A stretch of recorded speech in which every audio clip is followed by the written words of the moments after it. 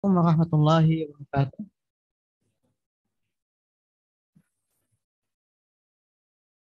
أعوذ بالله من الشيطان الرجيم. بسم الله الرحمن الرحيم. وألقى في الأرض رواسي أن تميد بكم وأنهارا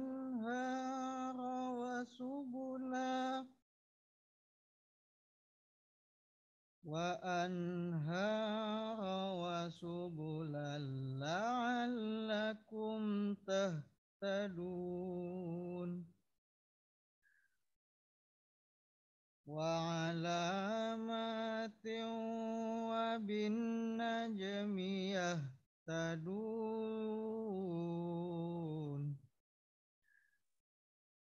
أفمن يخلق كمن لا يخلق أفلا تذكرون وإن تعدوا نعمة الله لا تحصوها إن الله لغفور رحيم صدق الله العظيم. أعوذ بالله من الشيطان الرجيم. بسم الله الرحمن الرحيم. الحمد لله رب العالمين والصلاة والسلام على أشرف الأنبياء والمرسلين وعلى آله وأصحابه أجمعين. اللهم اغفر لنا ذنوبنا ولوالدينا وارحمهما كما ربيانا صغيرا. Ya Allah, ya man ahsa kulla syai'in adada, lancarkanlah acara kuliah umum pada siang hari ini dari awal hingga akhirnya.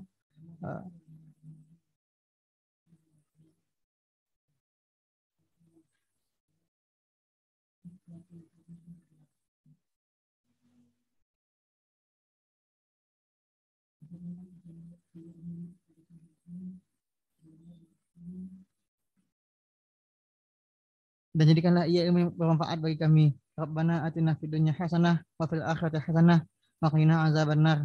Subhanaka rabbil izzati amma yasifun wa salamun alal mursalin walhamdulillahi rabbil alamin. Assalamualaikum warahmatullahi wabarakatuh.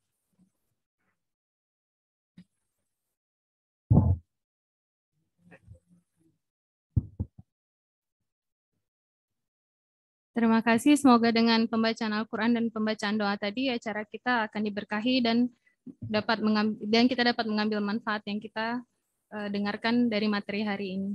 Selanjutnya, kata sambutan oleh Ketua Departemen Matematika dan Sains Data FMIPA Universitas Andalas, yaitu Ibu Dr. Yanita. Kepada Ibu kami persilahkan.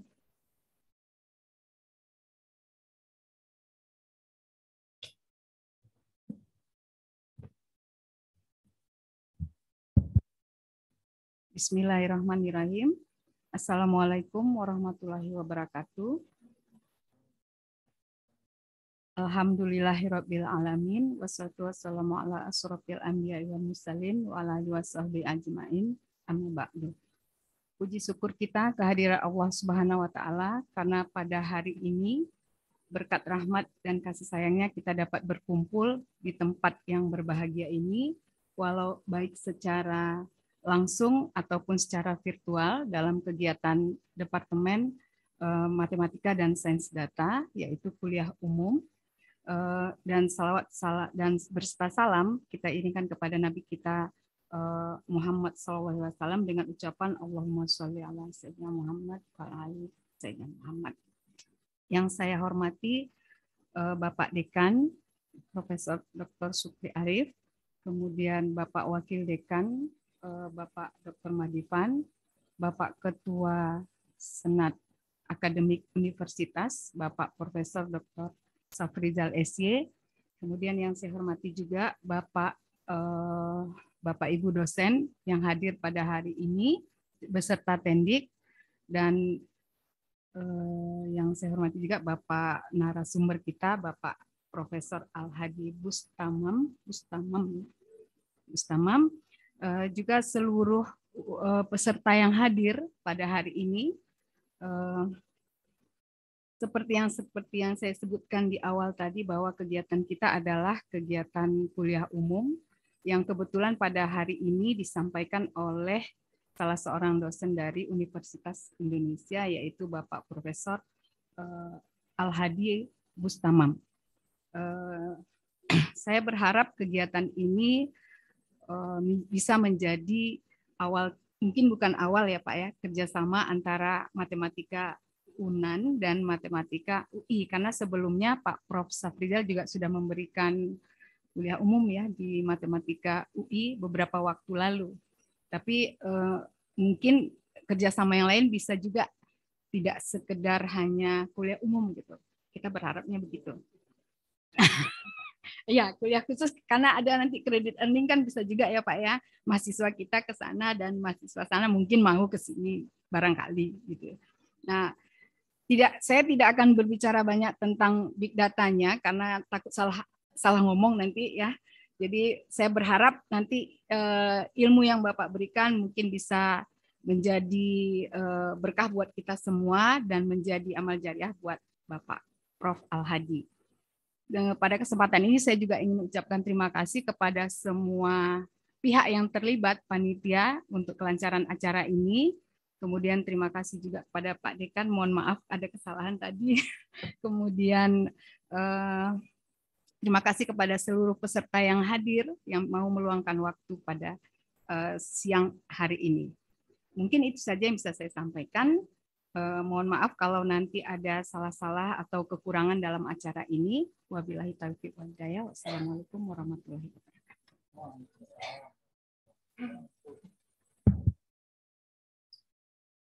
Berikutnya, kata sambutan oleh Dekan FMIPA Universitas Andalas, sekaligus membuka acara kuliah umum hari ini secara resmi. Kepada Bapak Profesor Dr. Syukri Arif, Master Engineering, kami persilahkan. Bismillahirrahmanirrahim. Assalamualaikum warahmatullahi wabarakatuh. Alhamdulillahirrahmanirrahim. Assalatu wassalamu ala asrafil anbiya'i wal mursalin wa ala alihi wa ashabihi ajma'in. Yang sama-sama kita hormati, tamu kita, undang kita, Profesor Al-Hadi Bustamam, PhD. Selamat datang di UNAN, FMIPA dan matematik khususnya. Tadi cerita lupa Pak Hadi orang awak itu. Ampe angke. Jadi semua pulang kampung bisa mencilek kampung dengan acara seperti ini. Alhamdulillah. Terima kasih Pak. Kemudian saya hormati Pak Ketua SAU, Prof. Safrizal, Wakil D1, Ketua Jurusan, Ketua Prodi, Departemen, kita baru nih Pak. Jadi hari ini sebenarnya launching Bu, launching Departemen Matematika dan Sains Data. Jadi karena baru minggu lalu baru dilantik ketua departemennya. Nah, sementara namanya belum pernah ada launching. Jadi mungkin secara formal namanya kita launching hari ini ya. Jadi kita meresmikan secara formal Departemen Matematika dan Sains Data.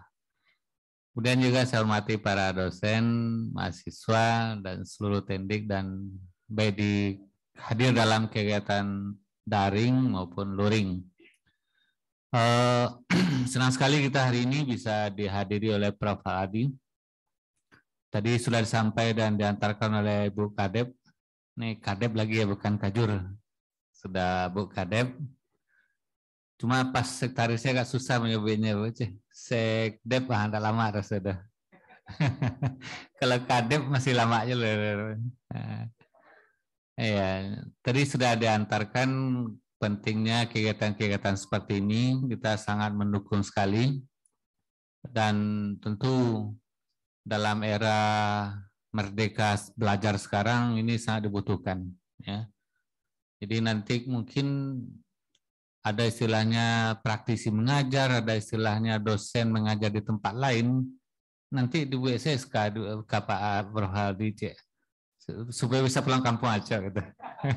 Di WSSK dari FMIPA di matematik nanti. Sehingga dengan seperti itu ada dari IKU juga seperti itu.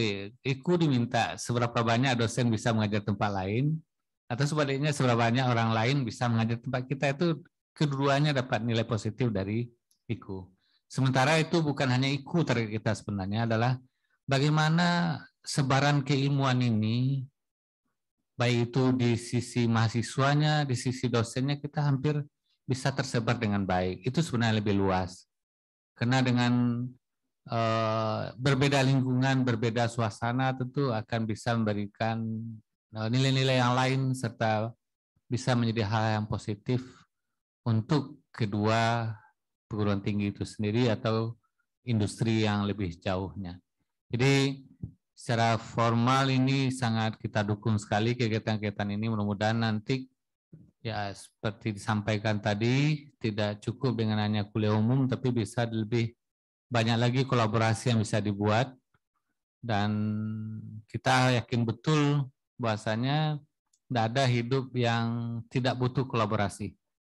Karena untuk itu, apalagi tema hari ini cukup ya, big data. Kita dengan Departemen baru Sains Data, ini ada tantangan baru juga nih Pak Bu Kadep, supaya segera dibuat prodinya ya. Karena judul departemennya sudah ada, sementara prodinya masih belum. Sebentar lagi insya Allah. Ya, jadi statistik dan sains data kita pakai nama langsung, itu rencana Pak. Jadi dengan seperti itu, kebutuhan ke depan Mang sudah sangat tidak dipungkiri lagi betapa pentingnya bicara big data ini. Saya walaupun kimia Pak, saya dari kimia, kebetulan anak-anak orang IT juga, sehingga hobi-hobi juga sedikit tentang data-data ini, jadinya gitu.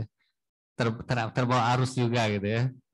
Ternyata memang begitu penting, dan begitu strategisnya bagaimana data bicara, data menjadi sumber bisnis yang sangat besar ke depan untuk kebutuhan generasi-generasi ke depan. Sangat membutuhkan ilmu-ilmu dan dasar-dasar keilmuan dalam data ini sendiri. Mungkin itu kita harapkan dengan adanya kegiatan ini bisa berkelanjutan dan bisa memotivasi para mahasiswa khususnya, dan juga kita para dosen bisa berinteraksi lebih dalam dengan ini, sehingga ke depan bentuk-bentuk kerjasama yang lebih jauh bisa kita tindak lanjuti.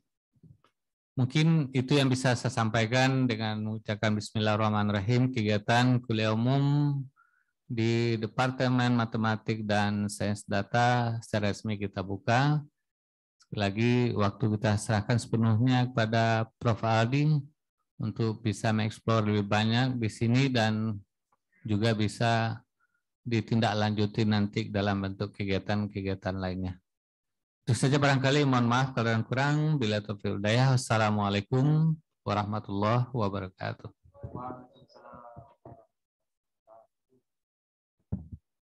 Terima kasih kepada Bapak Dekan. Alhamdulillahirrabbilalamin. Selanjutnya kita akan melanjutkan acara kita kepada acara inti, yaitu kuliah umum matematika dengan tema The Future of Big Data, Data Science, and Artificial Intelligence in Reshaping Our Lives. Insya Allah kuliah umum hari ini akan dipandu oleh Bapak Dr. Admin Nazra sebagai moderator.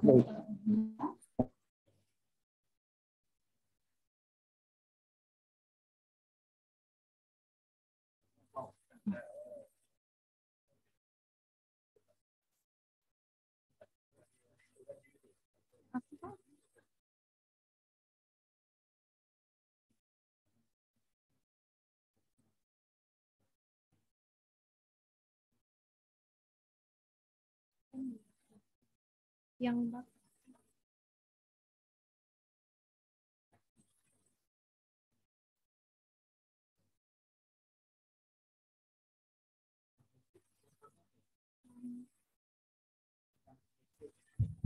Zoomat passwordnya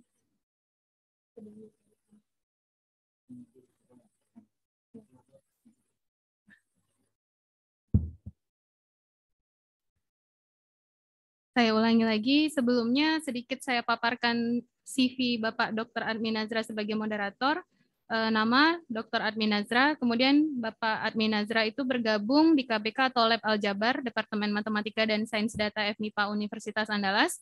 Kemudian untuk riwayat pendidikan, Bapak Dr. Admi Nazra menamatkan S1-nya di Universitas Indonesia, kemudian melanjutkan S2 di Institut Teknologi Bandung, kemudian kembali mengambil S2-nya di Universitas Tokyo Metropolitan University, dan melanjutkan S3-nya di Tokyo Metropolitan University dan tamat pada tahun 2011. Kemudian untuk bidang penelitian sendiri, Bapak Dr. Admi Nazra itu mengambil bidang penelitian matematika fazi. Dan untuk pengalamannya sendiri, beliau merupakan staf pengajar Departemen Matematika dan Sains Data FMIPA Universitas Andalas sejak tahun 1999 hingga sekarang. Untuk kelancaran acara hari ini, insya Allah saya serahkan acara inti kita kuliah umum matematika kepada Bapak Dr. Admi Nazra. Kepada Pak, kami persilahkan.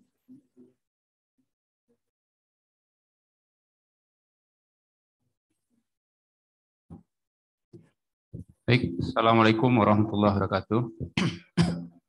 Alhamdulillah, salatu wassalamu ala asrofil anbiya wal mursalin wa ala alihi wa sahbihi ajmain.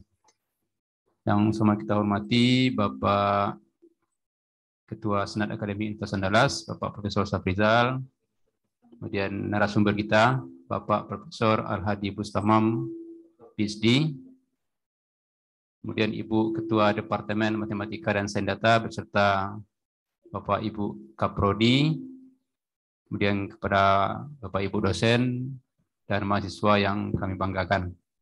Baik, sebelum kita mengikuti kuliah umum ini, izinkan saya membacakan sedikit riwayat atau CV dari Bapak narasumber kita. Beliau lahir di Agam, Sumatera Barat ya, tahun 72 dan menyelesaikan pendidikannya sarjana beliau di Universitas Indonesia tahun 96, kemudian melanjutkan master di bidang Computer Science tahun 2002 di Universitas Indonesia, dan PhD beliau dari University of Queensland, Australia tahun 2011 di bidang Bioinformatics and Advanced Computing. Dia sampai tahun 22 pernah menjabat sebagai Ketua Program Pascasarjana Matematik UI, kemudian juga pernah menjabat sebagai Gubernur Indo-MS Jawa Barat, DKI Jakarta, dan Banten. Saat ini beliau adalah seorang guru besar di Departemen Matematika Universitas Indonesia. Kemudian dia juga adalah kepala pusat data sains ya, sains data ya, pusat sains data FMIPA Universitas Indonesia sejak tahun 2018. Beliau juga adalah salah seorang pendiri dari Bioinformatics and Advanced Computing Laboratory Universitas Indonesia sejak tahun 2012. Kemudian juga saat ini sebagai wakil dari Artificial Intelligence Research Cluster at Science and Technology Park Universitas Indonesia.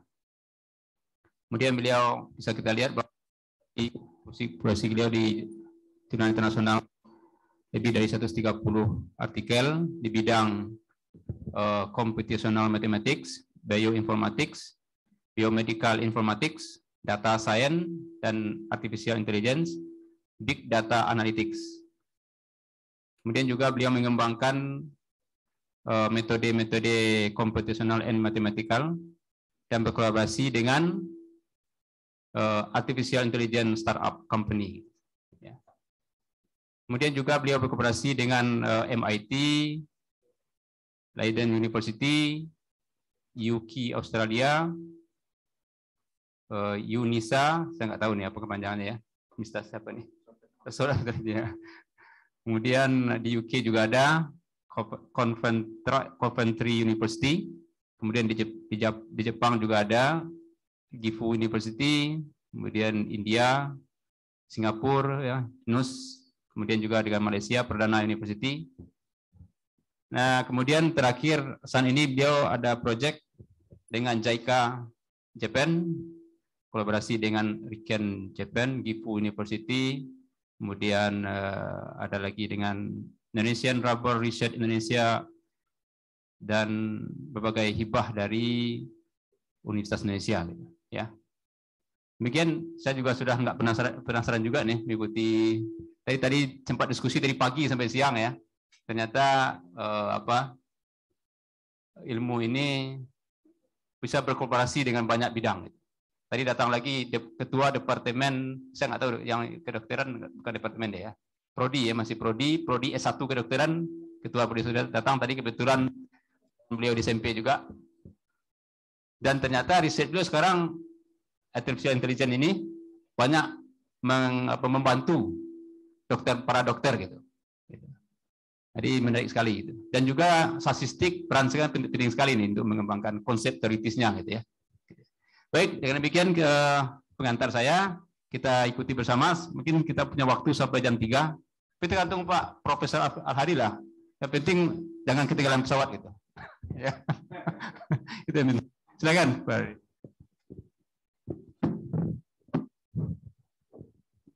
Baik, Assalamualaikum warahmatullahi wabarakatuh. Udah kelihatan ya slide-nya ya? Slide saya di Zoom. Udah ya.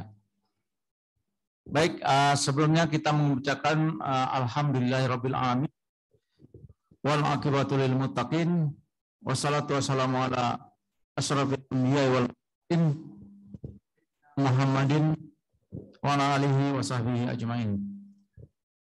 Alhamdulillah, dengan rahmat Allah sampai kesempatan di Ambo secara pribadi sangat berterima kasih ya, khususnya kepada Departemen Matematika lewat jalurnya nih, kalau dalam Islam namanya jalur syafaatnya gitu ya. Pak Adni Nazra, Prof. Safrizal, dan jadi Ambo boleh datang ke UNAN. Sebenarnya dulu tahun 2017 sudah sempat kesini dulu ya, waktu Ambo pagar-agaran Pak Adni itu. Ini UNAN banyak teori, coba kembangin terapan gitu kan, dengan industri. Ya. Alhamdulillah waktu itu mulai bayang-bayang data sains gitu ya. Ternyata UNAN lebih dulu dari UI ini bergeraknya. Namanya udah berubah nih, matematika dan data sains ya. Alhamdulillah itu. Kami di UI masih belum bisa itu mengubah nama.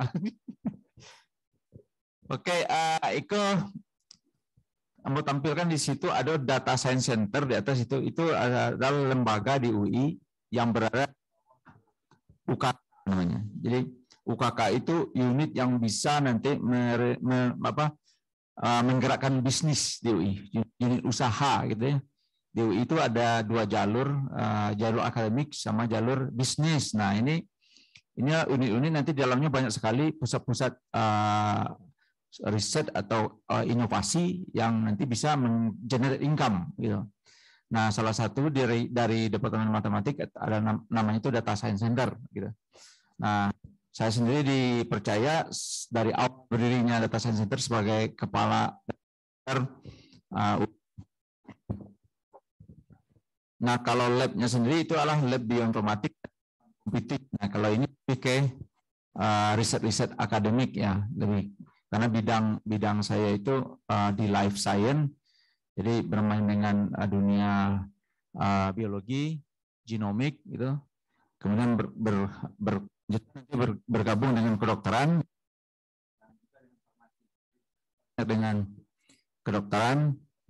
dan juga dengan farmasi. Mohon maaf di Zoom kedengaran suaranya nggak? Dengar ya? Ya. Oke, tadi menyambut Pak Dekan ya, jadi kami juga di UKK ini mengembangkan juga MBKM sebenarnya. Jadi di ini nanti ada MBKM gitu, dan sudah dan kalau disetujui nanti akan muncul gitu M dari kami. Jadi MBKM kami itu adalah big data, data science, dan artificial intelligence. Jadi mudah-mudahan nanti kalaupun kita tidak kesini, nanti bisa lewat virtual ya. di MKM kami ini nanti banyak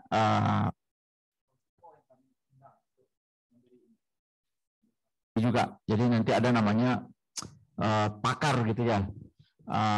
Jadi ada teori pakarnya.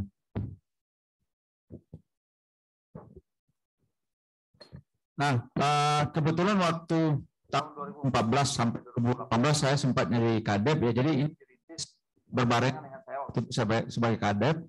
Dan waktu itu kita mendirikan prodi aktuaria, prodi statistik gitu di UI. Jadi di UI sekarang ada 3 prodi S1 itu matematik, statistik dan aktuaria.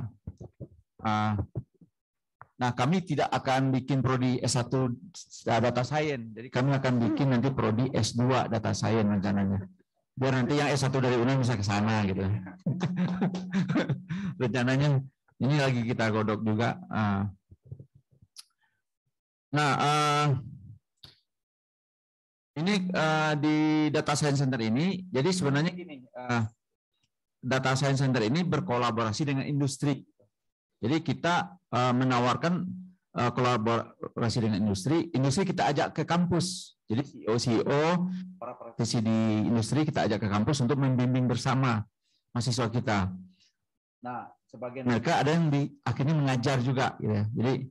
Jadi sebelum program praktisi mengajar itu kami sudah melakukan itu. Jadi CEO dari Samsung kita ajak, ada CEO dari Global Risk Management itu kita ajak, ada beberapa CEO yang lainnya, dan nanti dari kolaborasi itu akhirnya menghasilkan dana riset gitu ya. Ada dana riset yang bisa industri tawarkan ke mahasiswa kita. Jadi nanti mahasiswa kita mengerjakan proyek yang ada dari industri tersebut. Jadi nanti bimbingan bersama itu. Nah, itu lulusnya bisa cepat. Jadi kemarin rekor kami itu dibimbing oleh CEO dari Global Risk Management itu kita bisa meluluskan S2 2 semester. Karena memang di drill kayak di perusahaan kerjanya. By riset. Jadi kami punya S2 by riset ya. Jadi yang outputnya adalah publikasi. Dan ini lulusan terbaik kemarin bimbingan saya itu. Dan sekarang langsung kita masukkan dalam startup itu ininya. Jadi ujung dari ini nanti topik-topik itu kan karena dipakai di industri tersebut. Nah, si perusahaan ini menawarkan kepada lulusan itu untuk bikin app-nya, startup-nya. Nah, sekarang kita lagi garap ini beberapa startup itu untuk menindaklanjuti riset-riset yang kita kerjakan dengan industri tersebut gitu. Jadi kalau data science center ini lebih ke banyak industri dan kebetulan kami karena bidangnya life science jadi memang data science kami ini saat ini banyak arahnya ke life science gitu, life science. Jadi kalau nanti apa yang kami sampaikan ini mungkin banyak mengenai life science juga ya. Jadi mungkin agak bias juga, mungkin ada yang data science bidang lain ya, misalnya sentimen analitik macam-macam yang arahnya ke ya, politik gitu ya, pemilu macam-macam. Kami dulu pernah mau ke sana tapi akhirnya mikir-mikir juga gitu, karena agak panas juga itu kalau kita masuk ke dunia sana ya. Nah ini saya tadi pakai PPT nggak ini ya, jadi saya coba pakai PDF aja. Ternyata terlalu cepat ininya geraknya ya. Ntar saya ini dulu ya.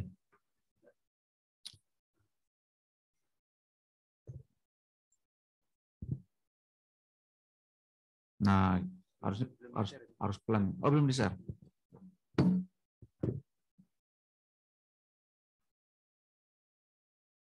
Oh tadi belum di-share ya.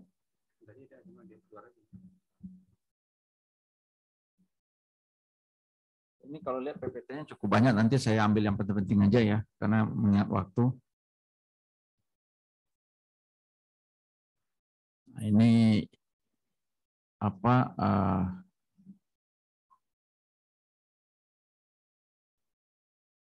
Ini kalau next-nya, bentar.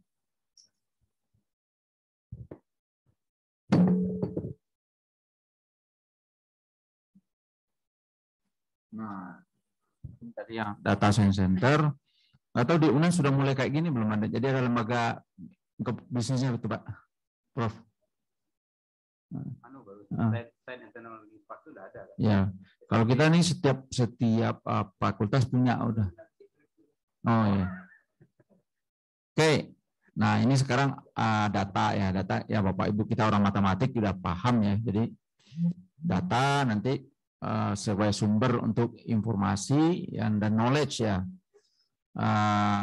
Dan ini kalau zaman dulu kan kita knowledge-nya itu dalam bentuk teorema ya. Berdasarkan data atau fakta kita bikin teoremanya, dan itu kita bikin lagi untuk mengembangkan knowledge yang baru. Nah, sekarang masalahnya kalau di samping sebelah sini nih, data itu berkembangnya sangat masif ya, cepat sekali.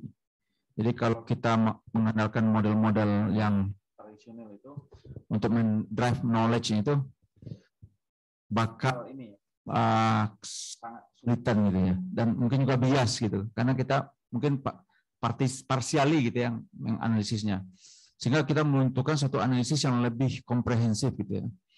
Maka dicoba mengcopy gitu cara bekerjanya otak manusia untuk memahami sesuatu. Jadi akhirnya muncullah data science ya. Jadi data science itu kan artinya ilmu data. Jadi ilmu yang didrive dari data.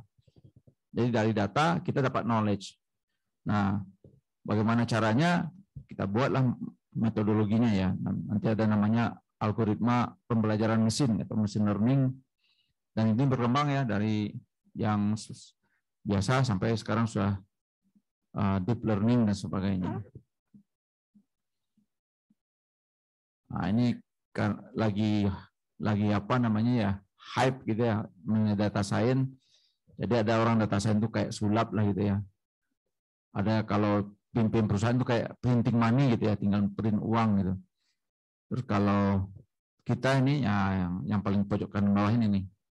Jadi data science itu ada infrastrukturnya, ada softwarenya, ada matematiknya, ada statistiknya, dan yang jelas harus ada datanya.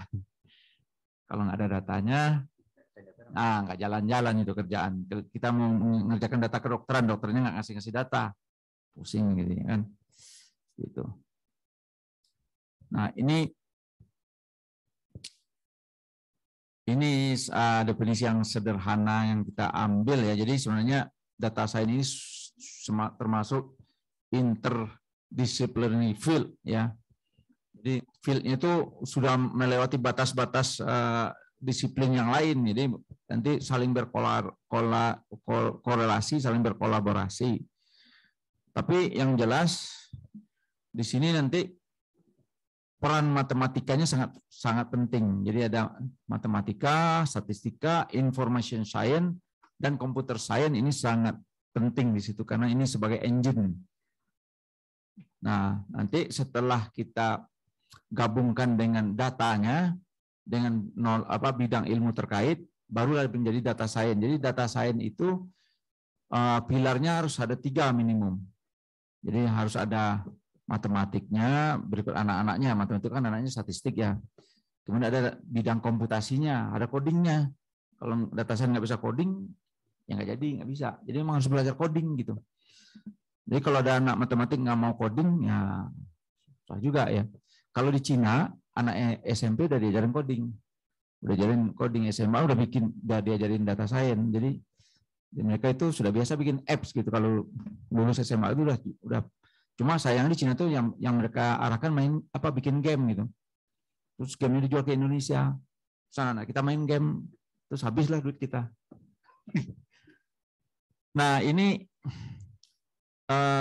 ujungnya dari data science itu adalah nanti ya dapat knowledge ya. Sebelah kanan ini nggak kelihatan di sini, kalau ini ketutup, mungkin saya kecilin dikit ya.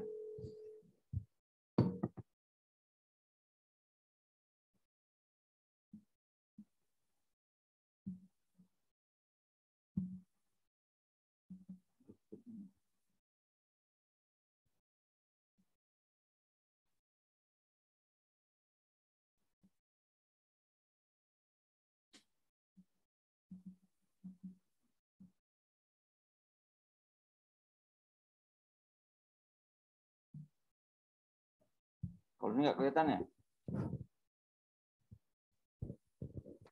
Kelihatan ya?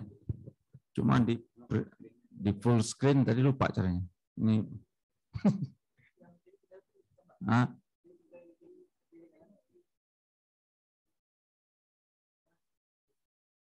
Mana itu?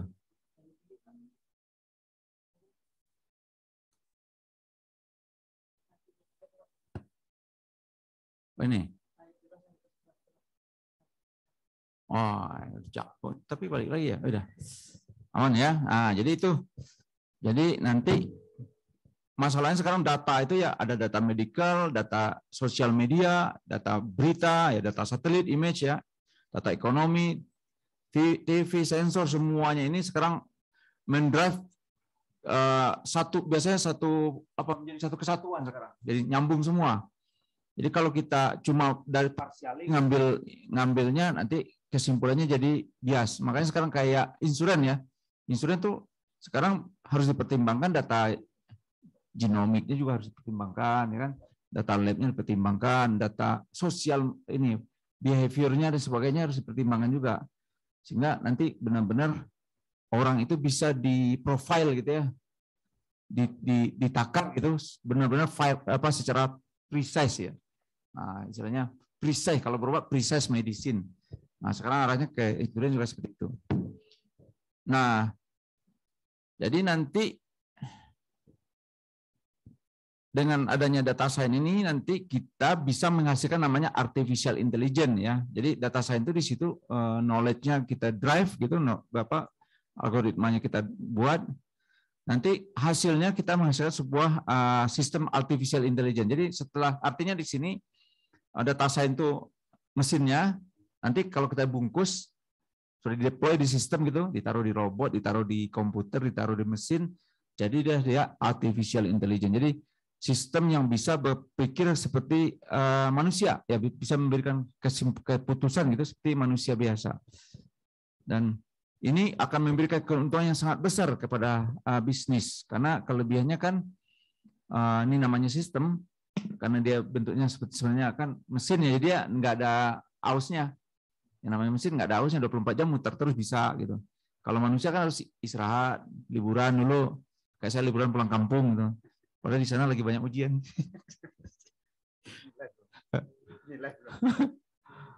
Nah, inilah bidang yang sekarang lagi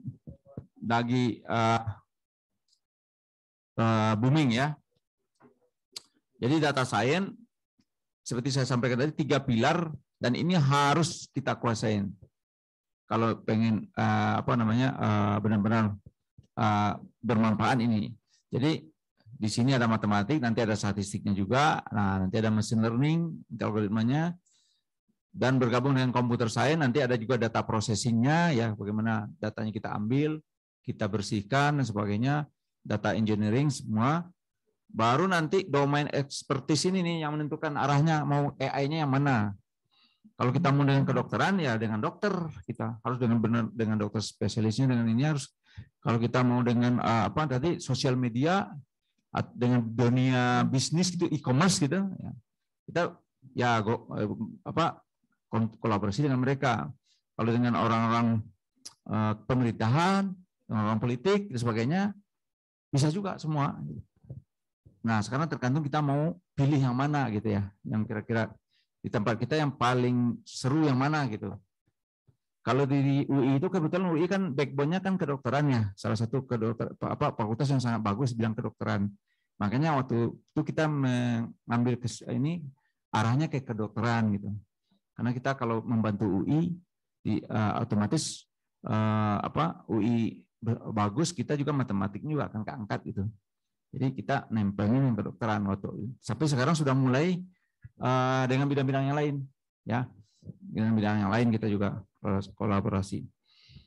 Nah, yang di kanan itu kalau kita lihat ya, yang lebih ke sana situ lebih banyak aspek statistiknya.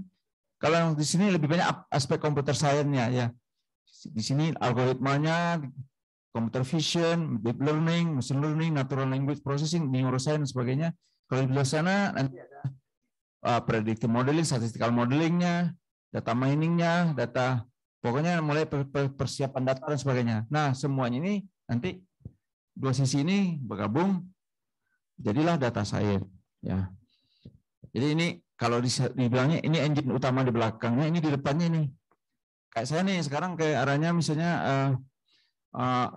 kita ke deep learning ya untuk mendeteksi penyakit melalui retina. Jadi ada yang menarik nih. Ini Bapak Ibu semua nih, kalau saya ambil foto retinanya sekarang bisa saya bisa analisa gitu dengan algoritma yang kita kembangkan. Nanti akan keluar penyakit tuh. Diabetes sekian persen gitu, probabilitasnya 98%. Wah. Gejala jantung, wah keluar tuh. Gejala stroke. Nah, jadi itu yang kita kerjakan sekarang dengan rumah sakit UI. Ini untuk membantu juga di BPJS kesehatan nanti. Karena banyak sekali itu orang yang tidak terscreening dari awal ya. Jadi kalau mereka sudah terscreening dari awal kan mungkin mereka perlu perhatian khusus gitu. Mungkin bayar preminya juga harus lebih mahal supaya mereka hati-hati, lebih serius gitu kan. Nah, kalau orang hidupnya sehat, bayar preminya harus lebih murah gitu. Pas di screening sehat semua, bayar preminya lebih murah gitu kan. Nah, itu salah satu ya. Ya. Nah, ini skopnya ya. Skopnya kalau dari sisi learning modelnya, ya, jadi paling besarnya data science, nanti di dalamnya ada algoritma artificial intelligence yang basisnya itu neural net. Biasanya neural net ya, nanti berkembangkan lebih lanjut. Machine learning dan deep learning. Jadi kalau machine learning itu konsep awal dari pembelajaran mesin, di mana masih ada unsur unsur manusia di situ untuk preparationnya, data preparationnya. Tapi kalau udah deep learning ini udah gabung semua dalam satu sistem yang otomatis ya. Nah ini yang paling banyak berkembang sekarang deep learning. Nah jadi kalau data science itu lebih banyak nanti kita lebih ke knowledge ya, bagaimana mendesain algoritma learning modelnya untuk mengekstrak ya, mengambil knowledge-nya. Nanti begitu algoritmanya sudah jadi, kita pasang di mesinnya sehingga dia fungsional gitu algoritma itu sesuai dengan kasusnya. Nah, kalau dia fungsional baru namanya itu artificial intelligence. Jadi kalau di data science lebih banyak matematik, statistiknya, tapi kalau di artificial intelligence nanti itu mulai banyak IT engineer-nya untuk supaya nanti model kita itu fungsional bisa diterapkan di mesinnya. Nah, secara garis besar kalau datanya masih data yang biasa ya tabel macam-macam itu kan terstruktur ya. Biasanya cukup dengan mesin learning biasa. Tapi kalau datanya sudah kompleks gitu, kita terpaksa menggunakan model yang lebih kompleks juga namanya deep learning. Dan ini juga berkembang sekarang. Nah, ini cara kerjanya neural net itu persis dengan meniru cara kerja otak manusia ya. Jadi di dalam jaringan artificial intelligence itu ada namanya input layer gitu. Yang kalau dalam kehidupan sehari-hari kita sensor ya. Sensornya ada mata, telinga, penciuman dan sebagainya. Nanti yang namanya machine learning itu dia harus punya target output gitu. Kayak kita kuliah kan kalau belajar target outputnya kan ada dapat nilainya 4 IPK-nya gitu kan. Ya enggak? Nah, nanti kalau sensornya jalan semua itu kan inputnya jalan semua tuh. Itu bisa 4 IPK-nya itu. Tapi kalau sensornya macet gitu kan. Misalnya ngantuk di kelas gitu. PR-nya nggak dikerjakan sebenarnya nanti lama-lama outputnya tidak sesuai target. Nah, kalau di machine learning targetnya ini biasanya lebih dari 1 ya. Misalnya kalau kita mau melakukan klasifikasi, nah nanti targetnya itu kelasnya itu. Kayak tadi saya mau mendeteksi penyakit yang ada di retina, nanti kita penyakitnya apa saja itu jadi outputnya. Nah si mesin kita ini kita ajarkan dulu nih dengan data kelas-kelas yang jadi target tadi. Nanti setiap data kita kasih label kan, kasih label semua. Kalau datanya ini nanti diabetes, kalau datanya ini gangguan ginjal, kalau datanya ini hipertensi dan sebagainya. Jadi mesin kita itu akan belajar nanti. Jadi waktu dia belajar semua bobot dari busul-busul ini akan diupdate nih. Diupdate nanti semua ketemu bobotnya udah optimal, baru itu kita tes ya ke data yang sebenarnya. Nah, data testing. Nah, di situ kita lihat nanti akurasinya. Secara garis besarnya seperti itu. Jadi challenging-nya di sini adalah bagaimana mendesain learning methodnya yang ada di dalam ini, di dalam layer-layernya ini. Oke, ini karena waktunya ini ya, saya nggak harus detail banget ya. Ini contohnya yang simpelnya gini, machine learning seperti ini ya. Dia masih ada pengaruh dari manusia nih untuk feature extraction-nya. Tapi kalau udah deep learning dia sudah diambil sama mesin. Ini ada anekdotnya. Jadi kalau AI itu biasanya gini. Kalau AI itu sesuatu yang bagi manusia itu gampang gitu, gampang. Misalnya kayak kita nih mengenalin teman kan gampang ya. Kalau sudah sering ketemu, kita lihat dari jauh aja. Kayak Pak Admi saya lihat sebentar udah tahu karena kita sudah dilatih kan. Kayak kita suara ibu kita kan gampang itu.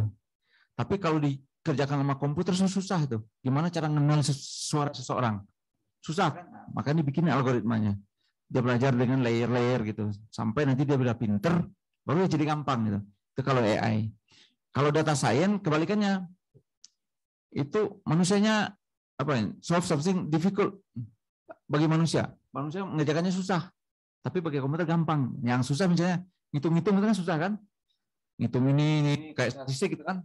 Susah. Nah itu makanya data science lebih dekat ke statistik karena sesuatu yang susah dikerjakan manusia.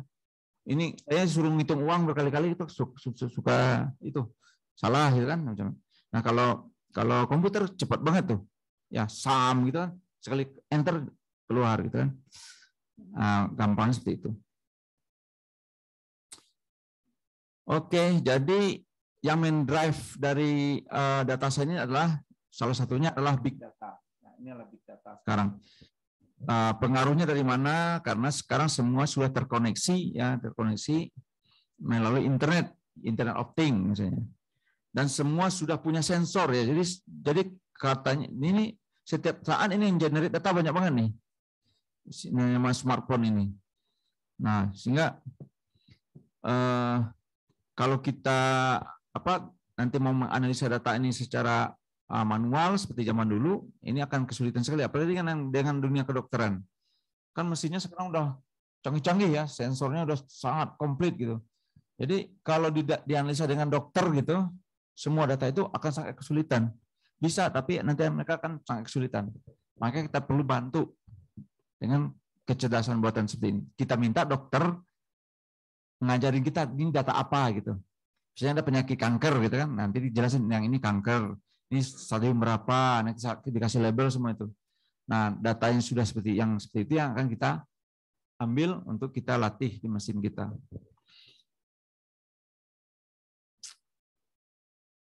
Nah, zaman sekarang ini menariknya, kalau zaman dulu kalau statistik orang kalau mau ngambil data kan harus biasanya kan kalau kita survei kan ngasih ini ya cenderamata gitu ya, dikasih orang apa pena atau apa gitu ya.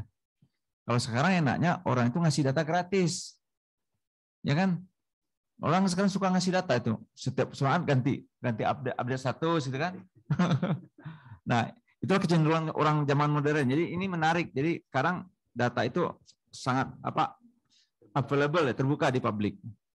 Sehingga ini sangat baik ya. Nah ini contoh ini tahun 2020 itu dalam 1 detik itu kita mengenerate kalau rata-rata itu 1,7 megabyte data itu tahun 2020. Kalau sekarang mungkin udah lebih besar lagi. Nah data ini nanti menjadi sumber dari data science ya dan artificial intelligence. Nah ini data sekarang juga sumbernya itu sekarang karena semua telah terkoneksi, dia sudah lintas benua, lintas negara, jadi lintas ras, lintas semuanya udah. Jadi kita bisa menganalisanya semua itu komplit gitu. Nah, dari data yang terstruktur sampai yang datanya tidak terstruktur. Nah inilah yang menjadi dasar pentingnya sekarang kita bekerja dengan data science ini, karena di sini sangat dibutuhkan untuk kualitas dari decision maker gitu. Jadi kualitas dari keputusan itu sangat ditentukan oleh bagaimana kita bisa ini mendapatkan knowledge yang ada di dalam data tersebut. Dan perkembangan big data itu ada istilahnya V ya. zaman dulu itu masih 3V. Dan intinya volume pertamanya. Setelah volume nanti jenis datanya. Kemudian value-nya ya, veracity dan velocity. Veracity ini apakah datanya itu relevan atau tidak gitu ya. Tapi sekarang lebih berkembang lebih lanjut lagi. Sekarang banyak datanya yang data hoax kan. Nah, macam-macam. Jadi ini berkembang terus nih. Jadi 8V gitu. Nah, itu sekarang saya lihat kemarin sudah sampai 12V gitu ya, yang terbaru itu. Banyak sekali itu. Semuanya berkembang juga. Jadi big datanya dimensinya juga berkembang juga gitu. Nah, seperti ini. Jadi ada transaksi, interaksi, dan observasi. Itu makin hari, makin bertambah waktu, dia dimensinya bertambah juga. Apa parameternya bertambah, dimensinya bertambah. Nah, ini yang menjadi challenging kita. Nah, di mana peran data science? Ya ini, data yang tadinya tidak terstruktur bisa menjadi sesuatu yang menghasilkan knowledge. Ya. Nah, kalau ini nanti di-deploy di mesin, ini ada artificial intelligence. Sebenarnya algoritma sederhananya sebenarnya kan intinya sebenarnya data itu kan kita pengen awalnya itu klasifikasi ya, mengklasifikasikan sesuatu kan. Misalnya anak ini anak yang nilainya bagus, anak nilainya jelek gitu ya. Ini orangnya yang pekerjaannya bagus, ada yang pekerjaannya kurang bagus dan sebagainya. Artinya ini ada barang-barang berkualitas tinggi, ada yang berkualitas rendah gitu ya. Jadi intinya sebenarnya awalnya ya sama dengan statistik ya. Jadi ada regresi gitu ya. Kemudian ada di situ ada klasifikasi, ada clustering gitu ya. Kalau yang datanya sudah terlabel ya kita bikin klasifikasi. Kalau datanya belum ada labelnya, kita kelompok-kelompokkan aja. Tapi nanti kita cari itu, lihat ini kira-kira apa ya di kelompok ini dan seterusnya. Jadi sebenarnya algoritma yang di AI itu sebenarnya ya lanjutan dari algoritma tradisional klasikal di statistik gitu. Cuma sekarang dia bekerja secara otomatis gitu dengan machine learning. Kalau dulu statistiknya kan kita uji hipotesis ya, satu-satu diuji. Nah sekarang enggak, dia langsung mengenerate dari knowledge itu dari data. Makanya butuh datanya besar gitu. Jadi kalau data saya itu ya harusnya datanya juga besar. Nah makanya kalau kita lihat di sini ya, antara data science, big data, dan artificial intelligence itu algoritmanya ya mirip-mirip gitu ya. Ada algoritmanya klasifikasi, ada algoritmanya clustering gitu ya. Nah, jadi di data science kita gunakan algoritma tersebut, di big data kita gunakan algoritma tersebut, di artificial intelligence digunakan algoritma tersebut. Jadi sebenarnya ini jadi satu kesatuan. Cuma nanti kalau di data science lebih ke algoritma untuk menderive ini informasinya, knowledge-nya. Nanti kalau di artificial intelligence nanti lebih ke interaksi dengan si usernya, human-nya, misalnya human antara komputer dengan manusianya dan sebagainya. Jadi satu kesatuan itu, jadi satu. Jadi kalau kita belajar data science, ya nanti otomatis nanti akan lama-lama lagi ya belajar AI, belajar deployment juga dan sebagainya. Yang lebih enak sih kita anak data science ini berteman dengan anak IT gitu. Anak IT-nya kan kurang algoritma untuk statistiknya. Nanti saling isi gitu ya. Nanti anak IT di sini kan ada IT-nya kan. Nah, jadi nanti data science ini nanti bikin komunikasinya dengan anak IT sana gitu supaya di sana juga nyambung dengan sini. Jadi kita nggak capek juga untuk deploy sistemnya. Tapi mereka juga nggak pusing juga mikirin algoritmanya gitu untuk develop learning algoritmnya. Karena biasanya kalau orang IT-nya dia tinggal ngambil paket yang udah ada aja kan biasanya gitu. Nah kalau kita kan itu kita gali lebih dalam. Nah di situ ke unggulannya ya kalau kita kerjasama. Jadi di dalam dunia data science itu istilahnya itu kolaborasi, bukan kompetisi jadinya. Kolaborasi.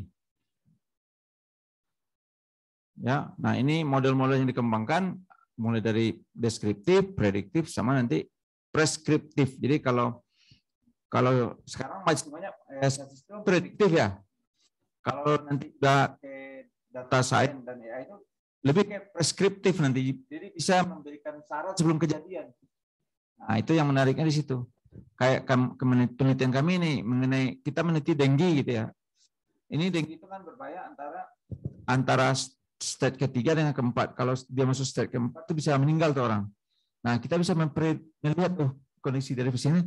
Oke, ini kemungkinan step keempat dia. Nah, dikasih clue-nya gitu. Ini akan bergerak ke keempat. Nah, preskriptifnya ya langsung nanti ditangani seperti apa kan supaya dia balik. Nah, ini yang terjadi ya sekarang. Nah, ini yang kita lakukan kalau pakai konsep-konsep awal ya. Ini yang 1-2 ini masih banyak unsur statistik yang klasik ini. Yang kedepannya ini sebelah kanan ini itu lebih banyak ke data science dan artificial intelligence ya. Jadi dimensinya menjadi lebih besar, jangkauannya juga lebih luas, dan nanti impact-nya juga lebih besar. Oke, ini big data ya. Ini banyak namanya anak IT ini. Jadi dari sumber data, bagaimana data kita transformasikan, gimana platformnya kita siapkan, dan nanti bagaimana analitiknya. Kita nanti masuk di sini nih, data miningnya dan sebagainya. Oke, ini beberapa riset yang menarik di dunia data science ini sekarang ya, topik yang menarik. Salah satu yang kami masuk di sini ya. Medical data dan e-health gitu ya. Medical data dan e-health itu yang kami kerjakan.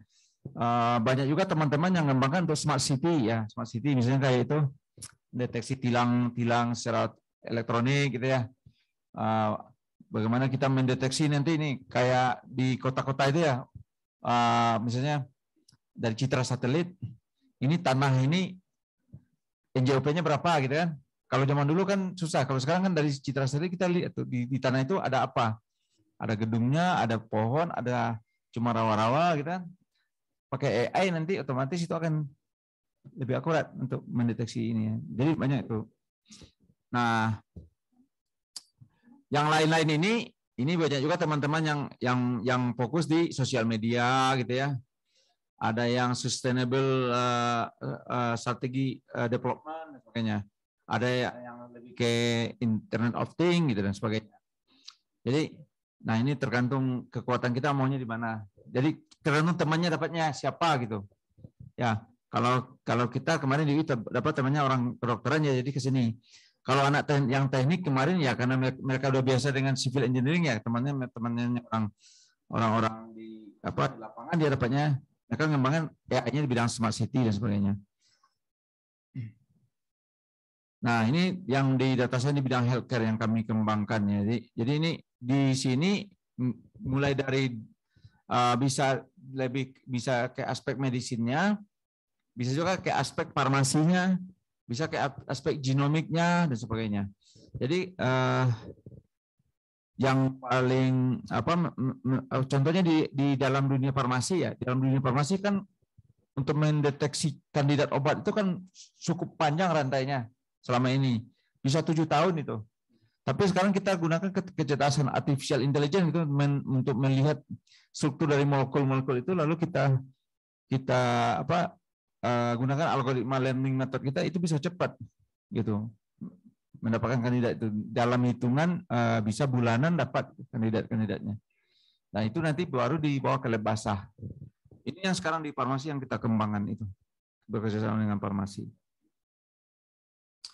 Nah, ini reshaping everyday life itu di sini. Jadi kalau orang yang sukanya di entertainment, nah banyak juga AI-nya kan semua sekarang kan kalau entertainment termasuk game semua kan main basisnya sekarang banyak artificial intelligence ya.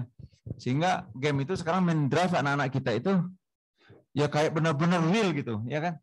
Jadi tantangannya benar-benar real. Jadi kayak benar-benar di dunia nyata dia dan bahaya sekali sebenarnya. Sehingga anak-anak kita itu bisa kecanduan kan game itu. Karena tantangannya liar. Nah itu kan dimainkan juga dari artificial intelligence. Nah kalau kita nggak hati-hati ya bahaya juga sebenarnya itu ya. Tapi kalau digunakan untuk hal yang positif,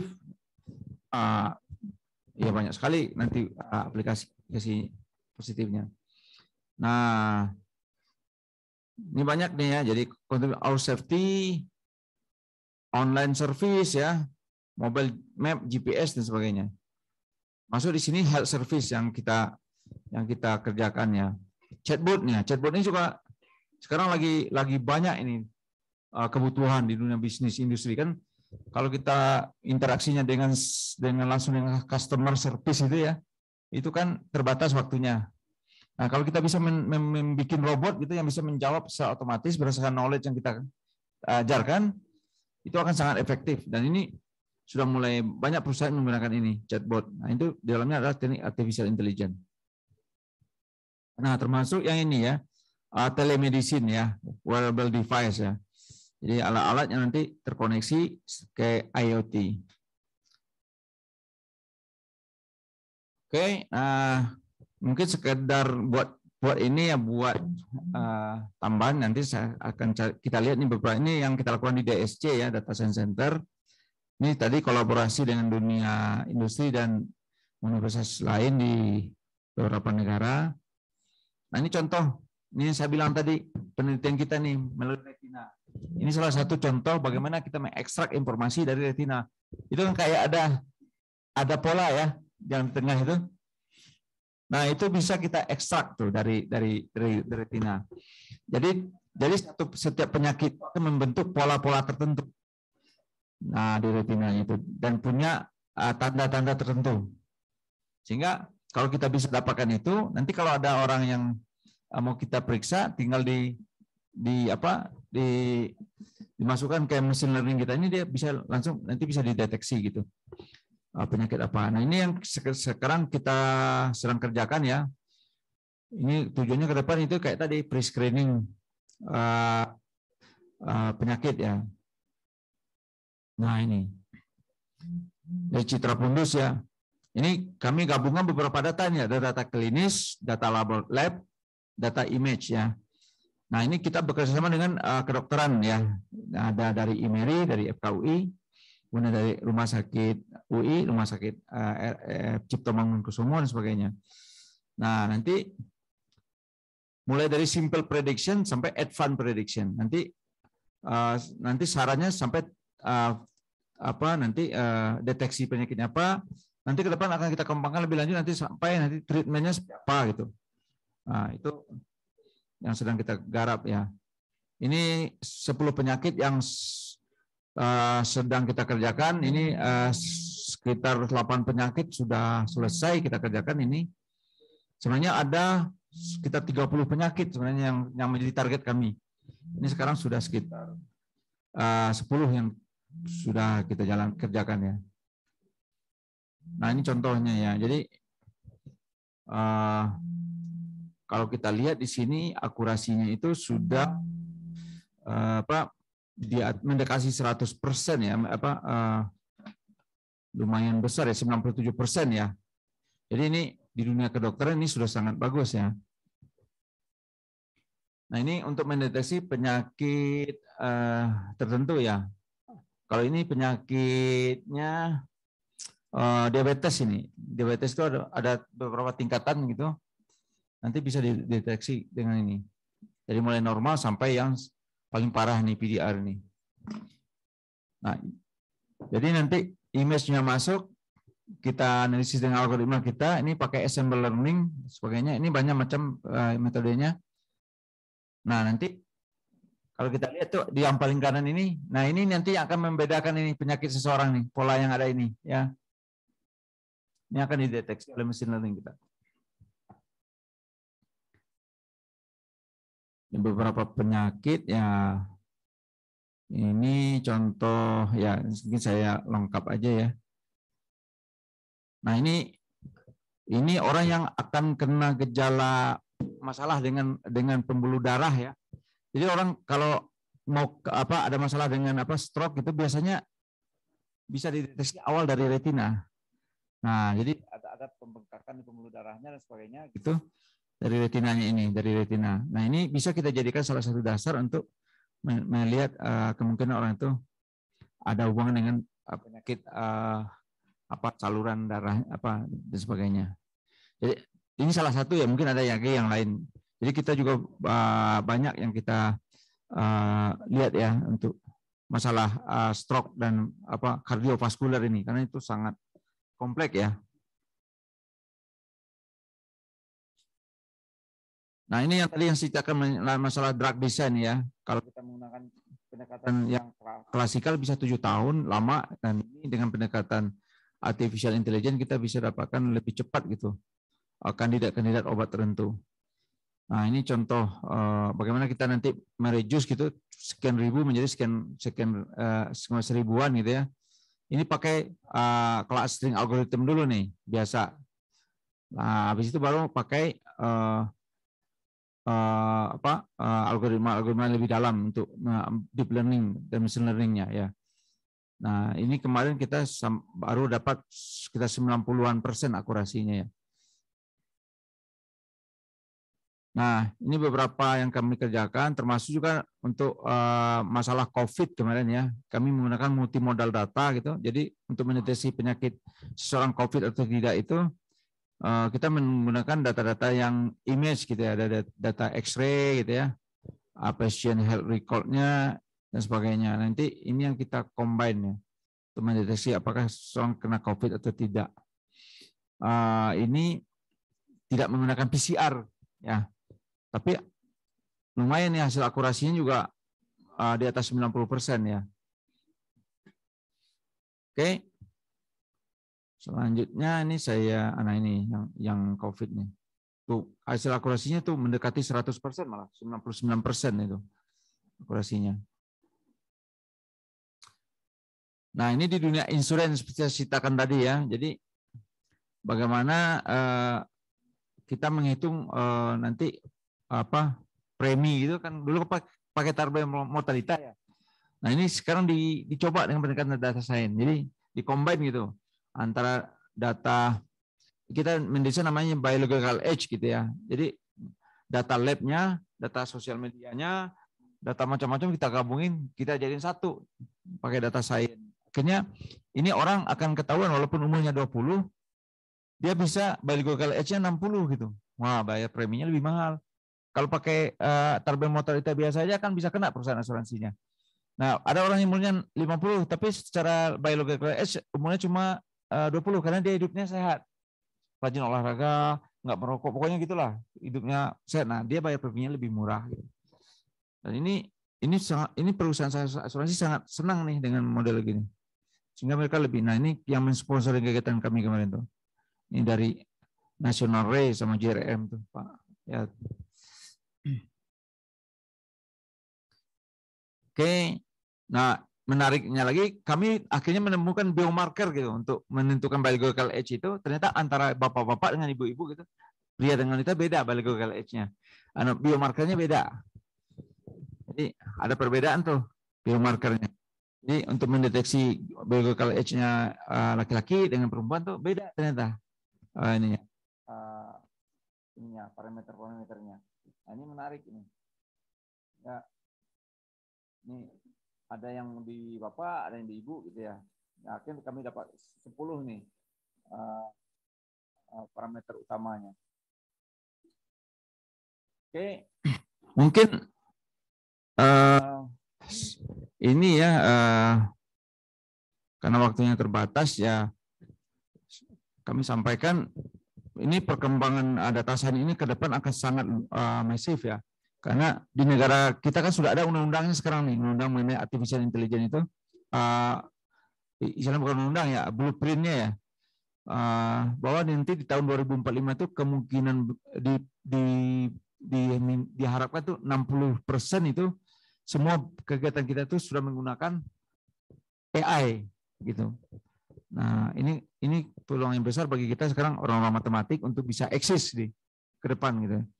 Jadi bagus sekali ya kalau kita di UNAN ini misalnya mulai mengarah ke sana gitu. Apalagi kalau udah buka data science nanti nyambungin dengan IT-nya artificial intelligence. Baik, terima kasih. Sementara itu dulu ya. Sebenarnya ada satu slide lagi cuma karena waktunya sudah. Terus saya mau demoin tadi cuma karena waktunya kita udah terbatas. Mungkin ada pertanyaan bisa kita diskusi gitu. Terima kasih. Assalamualaikum warahmatullahi wabarakatuh. Baik, terima kasih Pak Profesor Al-Hadi. Ini menarik ya. Mungkin banyak di antara kita yang ingin mendalami dalam waktu yang singkat ini. Kita beri kesempatan mungkin yang di ruangan dulu ya. Mungkin di Zoom nanti bisa juga ikut bergabung. Ada pertanyaan Bapak Ibu, silakan. Yang di ruangan. Bu Fira kayak menanya. Tolong bantu Semar.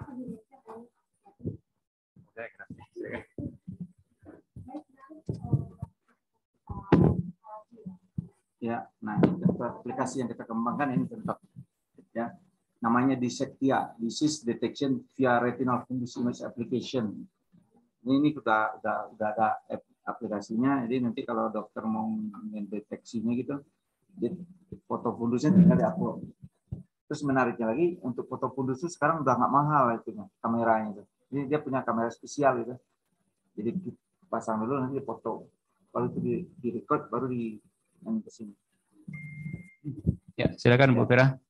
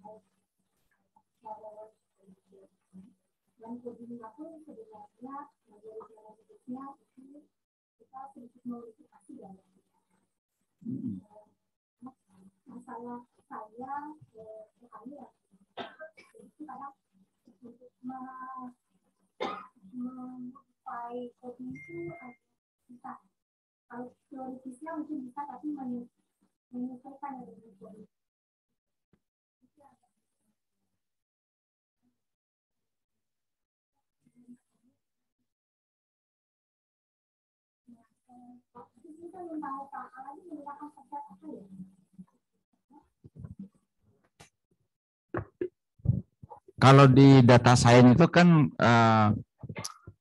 kalau untuk model itu paling banyak kan anak-anak sekarang menggunakannya Python ya. Python. Jadi memang di matematika itu kita kasih dulu kan untuk programming itu kan kita ngasihnya C ya. C dan dulu kan awal-awal dulu Fortran ya. Fortran C, terus berkembang jadi sekarang karena zamannya sudah zaman milenial ya. Jadi C itu kita ajarkan di pilihan aja, mata kuliah pilihan ya mungkin di konsepnya kita ajarkan, tapi di prakteknya hampir semua menggunakan Python gitu. Karena Python ini kan paling gampang dimodifikasinya ya, Python. Terus untuk bidang life science sendiri kami juga menggunakan R ya. Karena di R itu kalau bioinformatika kan sudah ada namanya komunitasnya namanya biokonduktor gitu. Itu banyak sekali mereka mengembangkan library di situ. Jadi kami banyak menggunakan untuk modeling itu menggunakan R atau Python. Codingnya ya harus buat sendiri. Kita juga bisa menggunakan yang sudah ada, tapi kalau di matematika itu mereka harus improvisasi, jadi harus ada tambahan yang mereka kerjakan sendiri, yang harus mereka kerjakan gitu.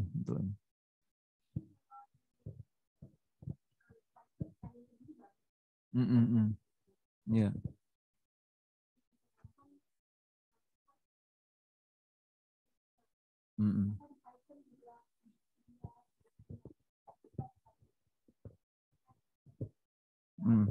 Kalau yang sebenarnya kalau R itu kan lebih spesifik ya kan,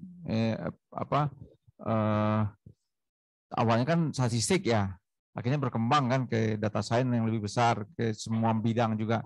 Nah kalau Python dia yang umum tadinya tuh, yang umum akhirnya berkembang ke dunia-dunia tertentu ya, misalnya kan Python untuk bidang life science, ya, Python untuk bidang yang lain gitu ya. Oke. Sebenarnya kalau lihat sekarang yang lebih kaya itu Python gitu. Lebih kaya Python. Karena Python ini juga sudah mendukung mulai sekarang ke sistemnya yang massive computing ya, parallel computing ya kan. Misalnya pakai GPU gitu kan. Kan kalau kita menggunakan machine learning kan algoritmanya banyak sekali tuh. Kan harus kerjakan secara paralel. Nah, Python itu menyiapkan modul-modul untuk bisa dieksekusi secara paralel di GPU. Makanya dia punya keunggulan yang sangat besarnya di situ. Misalnya pakai PyTorch gitu kan dan sebagainya. Jadi banyak fitur-fitur yang sekarang mendukung gitu untuk mengembangkan ini artificial intelligence di Python. Makanya memang banyak ya kalau di UI sekarang ya anak-anak itu belajarnya Python gitu kalau untuk programmingnya supaya nanti ke depan dia bisa cepat untuk ini ke dunia real life problem ini gitu. Nah nggak tahu di UNAN sudah diajarin Python belum?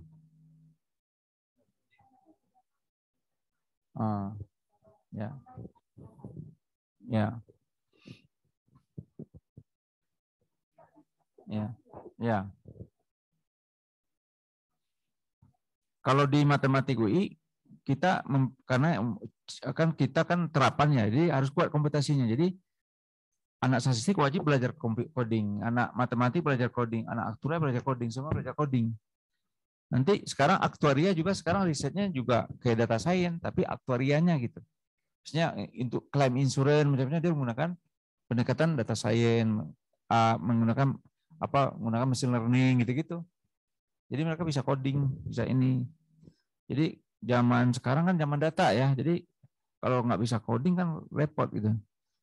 Dan alhamdulillah sih kalau lulusan kita itu langsung terjun ke industri udah terbiasa jadi cepat gitu ininya. Dan banyak mereka tuh bikin startup jadinya. Bikin startup, dijual ke industri. Pertamanya dapatnya berapa, lama-lama malah jadi besar gitu. Jadi mau tidak mau harusnya mulai dari SMA ya sekarang ini harus belajar coding gitu. Kalau kita mau matematika kita ini mau menyatu dengan dunia nyata ya, artinya bisa menyelesaikan solusi yang di real life problem. Nah, dan di situ kan banyak kan masalahnya data kan. Nah, bisa coding, harus coding. Dan kita di data science ini juga menyediakan juga sebenarnya program-program untuk itu, belajar coding. Dan banyak alumni dari DSC ini yang akhirnya mereka punya startup sendiri itu, punya startup untuk sekolah coding namanya. Ya, kalau yang namanya coding ini juga sangat menjanjikan ya. Jadi kalau kan sekarang industri butuh, jadi industri itu berani bayar itu karyawannya itu supaya bisa coding. Gitu. Bayarnya nggak murah juga. Gitu. Satu peserta itu ada yang bayarnya 30 juta gitu belajar coding itu, ada yang 50 juta, mau industri ngeluarin karena mereka butuh kayak gitu di sana. Nah itu yang ya anak-anak kita itu yang lulusan kita tuh yang terlibat di situ. Itu Bu, jadi R sama Python. Kalau bisa dua-duanya bagus. Nanti ya kalau yang C ya biar anak ya kita juga belajar lah, tapi nanti biar anak yang coding IT aja ngerjain kan kalau C kan deployment-nya ya nanti di sistem ya biarin mereka mau pakai Java kayak apa ya silakan gitu. Tapi kalau modelingnya kita pakai ini aja. Karena kalau pakai Java sulit juga sih machine learning. Itu ya. Itu ya cukup Bu Vera. Jadi nanti kalau bisa ya UNAN matematika UNAN belajar coding, masukin kurikulum. Iya ada kurikulum ya. Ya. Supaya nanti dia ke Jakarta nggak ini gitu. Ya. Kalau di sana udah biasa anak-anak matematika coding. Jadi kalau udah presentasi itu langsung mana codingnya gitu. Kalau saya lagi kuliah nih nggak bisa buka langsung Google Colab-nya kan. Coba buka presentasi langsung nih codingnya keluarin semua. Nggak bisa cuma capture nggak bisa, no way, harus buktiin langsung. Seeing is believing gitu. Dia langsung buka tuh Google Colab-nya. Kan di situ kan kalau enaknya coding kan sekarang ada Google Colab ya. Jupyter Notebook, Python gitu kan ada di situ. Jadi anak kita kasih aja fasilitas itu. Nanti kalau yang udah program yang lebih berat kita gunakan mesin kita. Dan kebetulan Alhamdulillah data science center ini terkoneksi dengan AI centernya Dikti. Jadi kita bisa akses data yang ke Dikti gitu. Jadi gitu kalau kuliah saya Pak, kuliah saya itu paling susah memang, berarti banyak tugas, coding semua, tapi nanti hasilnya mereka tuh jadi percaya dirinya tinggi gitu. Dan jarang di kelas 1 yang nilainya jelek gitu biasanya. Jadi mereka juga semangat ya, udah kerja keras, dapat nilainya bagus. Kan ada juga dosennya suka masih nilainya jelek, gitu. Kan kasihan juga ya, udah kerja susah, nilainya jelek gitu. Nah, ulang 3 kali, gitu. Juga. Akhirnya anak-anak benci sama matematik. Matematik itu bikin anak enjoy gitu kan. Kalau saya di kuliah saya karena data science-nya kan terbuka itunya problemnya. Udah, kamu cari problem, bawa ke saya, bawa ke sini. Lalu kita tentuin tuh topiknya. Baru per minggu tuh di drive terus presentasi. Akhirnya jadi itu barangnya. Nah, begitu itu jadi skripsi. Nah, kalau ada yang bagus ditawarin kayak teman-temannya di industri kan. Ini ada bagusnya idenya. Bawa anak X ini gitu kan. Suruh dia ngerjain sama industri, dikasih kerjain di situ. Itu. Kemarin saya ketemu mahasiswa saya kan. Ini alumni SMA saya. SMA sampai angke itu. Dia kan bimbing sama saya, udah lulus. Kok tiba-tiba ngilang gitu. 2 semester kemarin ngilang, ketemu sama saya lagi kan. Loh kok kamu ngilang, saya bilang. Tapi lo gemuk deh sekarang. Kok kamu keren ya, gemuk ini. Duitnya banyak loh. Senyum dia kan. Dia ngilang itu gini, gara-gara satu mata kuliah itu yang harus ngulang 3 kali. Jadi dia skripsi udah lulus. Gara-gara kuliah itu dia nggak bisa wisuda. Stres dia kan. Nah, dia kena malu, dia ngilang dulu. Karena waktu kuliah sama saya, kita sama CEO bimbingnya kan ada itu topik untuk startup. Dikerjain sama dia, sama teman-temannya. Akhirnya udah jadi startupnya. Pas dia balik ke saya, dia udah punya namanya startup online course gitu yang ngoding gitu, ngasih ngoding, dan dia gabungkan dengan anak-anak dari prodi lain. Akhirnya prodi lain itu diajarin juga semua itu. Jadi banyak pesertanya. Dan lucunya dia pinternya dia kasih dia koneksikan dengan di lembaga di Amerika gitu yang bisa ngasih sertifikat. Akhirnya ini anak bisa punya itu peserta di startupnya itu peserta trainingnya sampai ke Amerika, ke India, kemana-mana itu. Banyak duitnya. Wah. Padahal dia itu nggak bisa gara-gara ada itu analisis apa gitu yang ngulang terus. Ya, jadi itu bikin anak itu stres. Ya udahlah, sekarang kemarin udah lulus baru datang dah. Jadi semester ini mau sudah dia, tapi udah punya startup kan. Nah, karena dia udah punya startup, saya bilang lah kamu lanjutin aja deh S2-nya di sini jalur riset.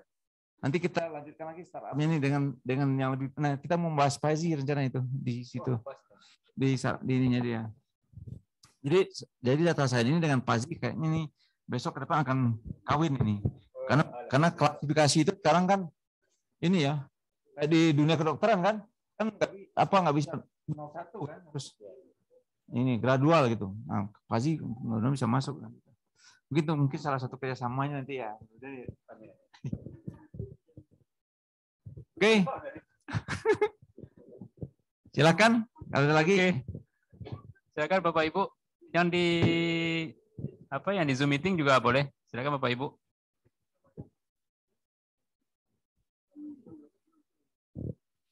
Ini ini juga lagi meneliti juga nih sekarang nih digabungnya psikologi nih mata ini. Psikologi. Jadi mata orang nih orang yang bohong gitu kan yang suka bully nanti kebetulan dipasirkan untuk ngembangin ini. Ini orang lagi ngelemehin orang atau lagi serius atau apa gitu nanti. Jadi matain. Jadi mata ini jendelanya dunia ini. Nanti lama-lama kita punya duit apa nggak punya duit ketahuan matanya. Tapi kalau boleh saya bertanya, ini bukan bercanda, ini memang serius nih. Dan bukan pula melecehkan. Bisa tidak mata deteksi mata tadi untuk memprediksi umur seseorang itu? Ini berarti challenging baru nih. Iya, bukan melawan kodrat, tapi kan secara ilmiah kan tidak pertanyaan ilmiah biasanya. Suatu pertanyaan kan. Bisa nggak gitu ya? Dan bisa juga digunakan untuk asuransi nanti kan? Iya. Asuransi kan? Ya, bagus itu pertanyaan bagus. Nanti kita kerjakan bersama ya. baru ini nih, ya, dapat challenging baru nih. Nanti kita pikir sama-sama tuh untuk deteksi umur yang real ya. Lihat pola tadi kan itulah kebesaran apa namanya Allah memberikan ya. Dengan melihat pola retina apa tadi pola-pola tadi itu bisa memprediksi penyakit seorang kan. Nah kan tidak salah kita bertanya begitu kan. Ya kan? Kira-kira umurnya berapa gitu ya. Ya. Challenging banget itu. Nanti kita ini umur Anda sekian lagi coba banyak bersedekah gitu. Ya silakan Bapak Ibu, masih ada? Ini sudah resennya. Pak Ahmad Wildanus. Silakan Pak Ahmad. Iya. Assalamualaikum warahmatullahi wabarakatuh. Waalaikumsalam. Terima kasih kesempatannya buat bertanya. Saya kebetulan kenal nih Pak Al-Hadi Bustamam. Mudah-mudahan beliau masih kenal sama saya nih. Iya, teman saya kuliah dulu nih. Nah, di Pasilkom. Iya. Mana orang yang nggak ketemu-ketemu ya? Ngajar di mana? Sini, Sarah? Enggak. Masih di Jakarta nih Pak Al-Hadi saya. Ya, kebetulan masih Bu, iya. Kebetulan Bu Yanita juga satu kuliah dulu Pak sama saya di USU. Pertanyaan saya pengen nyambung nih Pak. S3, kalau ada di sains ini S3-nya gimana, ada nggak Pak kira-kira? Terus kalau ada, bagusnya yang seperti apa buat saya gitu. S3 data science. Iya. S3 data science. Kalau di Indonesia belum ada ya. Iya. Tapi kalau di tempat alma mater saya dulu di UK udah ada. Waduh. Jauh janganlah lagi Pak. Jauh-jauh udah. Nggak sanggup lagi kalau jauh-jauh. Harus bikin dulu kalau mau ada S3 data science itu. Kita baru mau bikin S2 dulu. S2 biar Unan bikin S1 ya kita bikin S2 gitu. Atau ikut penelitian Pak Hadi dulu lah. Al Hadi bisa kalau ada penelitian ikutin saya Pak. Ya boleh.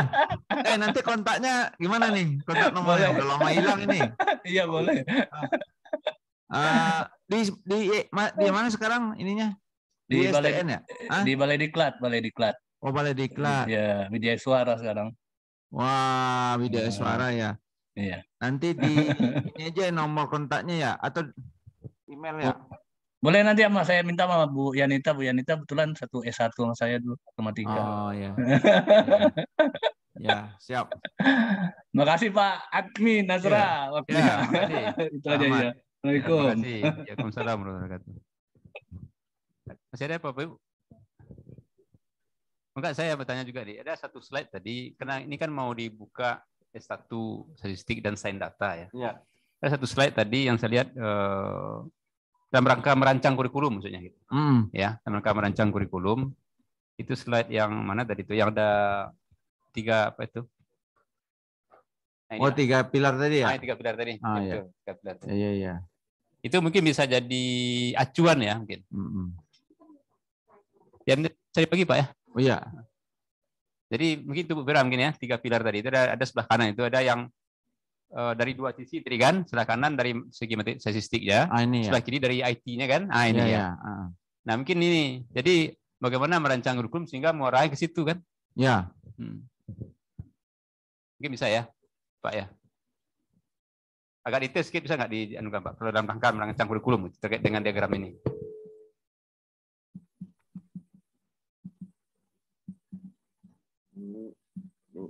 Jadi memang kita harus punya keunggulan gitu, ya kan?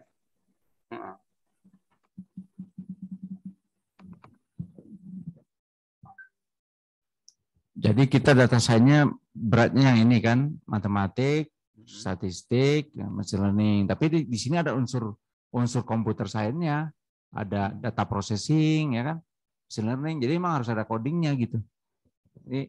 Jadi di algoritma itu di kurikulumnya harus ada coding. Iya. Harus ada satu catatan Bu. Baik di matematik maupun statistik gitu kan.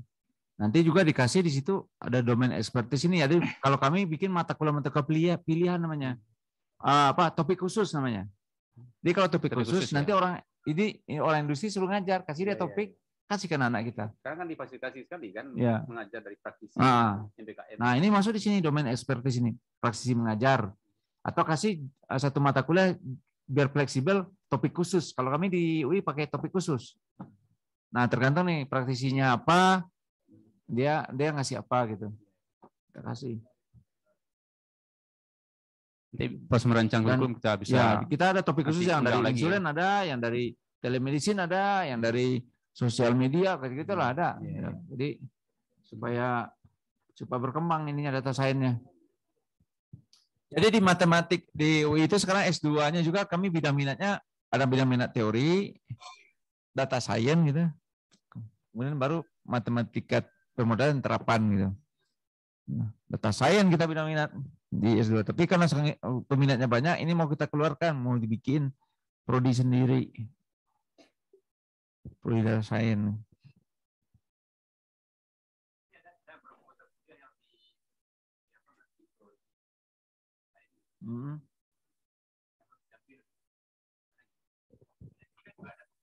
Ya.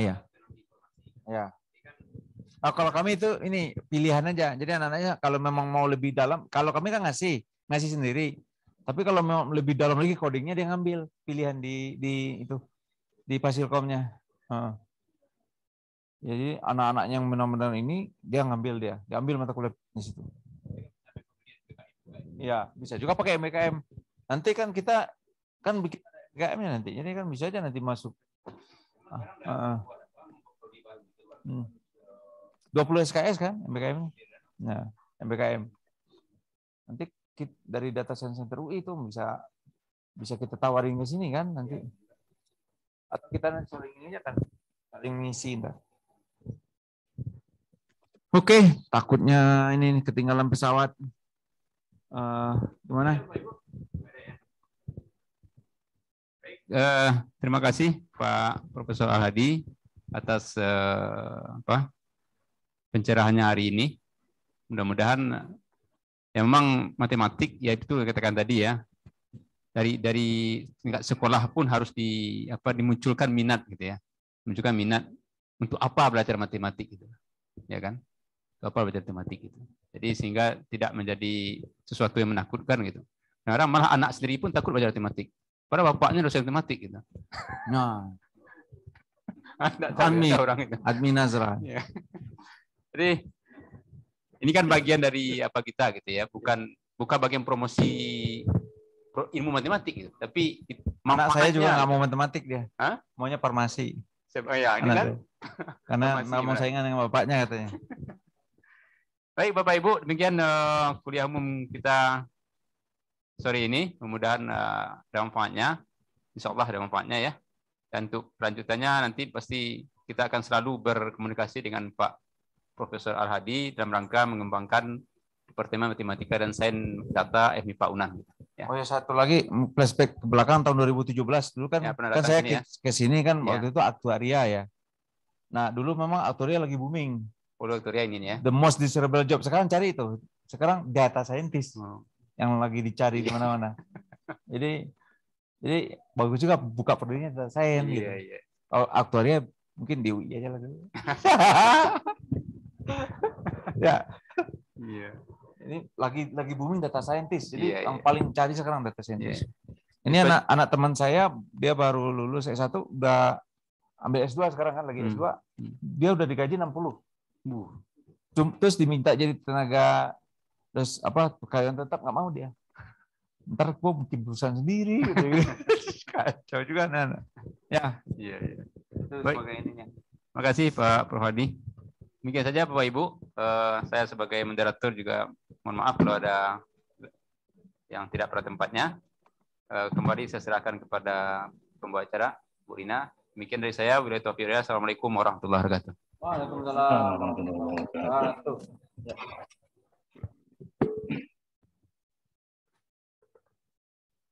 Terima kasih kami ucapkan kepada Bapak Profesor Al-Hadi Bustamam SSI MKom PhD beserta Bapak Dr. Admin Nazra.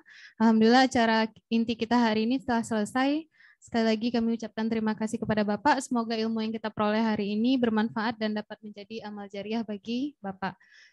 Terima kasih juga kami ucapkan kepada seluruh peserta yang hadir hari ini. Untuk selanjutnya, acara kami lanjutkan dengan penyerahan sertifikat kepada Bapak pemateri kita, Bapak Profesor Al-Hadi Bustamam, SSI MKOM PhD, di mana sertifikat ini akan diserahkan oleh Bapak Profesor Safrizal SY.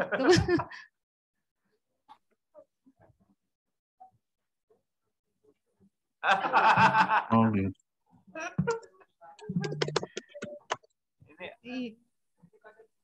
Atau berdua, Pak.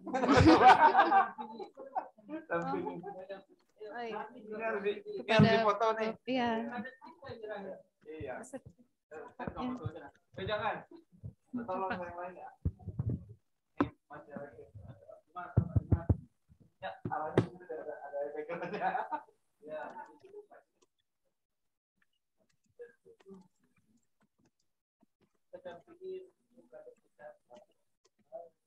Jadi kadet baru ini, asli sekarang kadet ya. Sama kita kadet juga.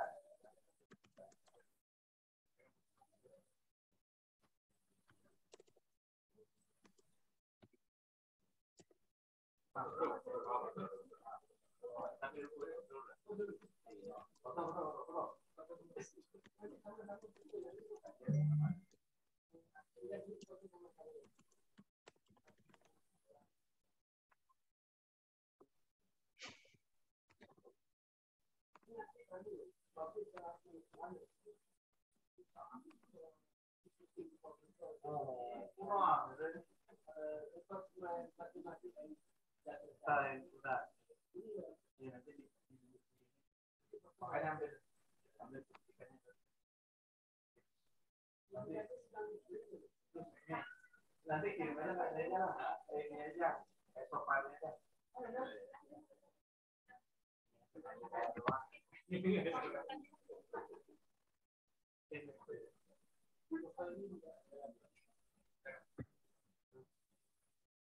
Nanti kan di profil itu kan calon guru besar bekerja betul.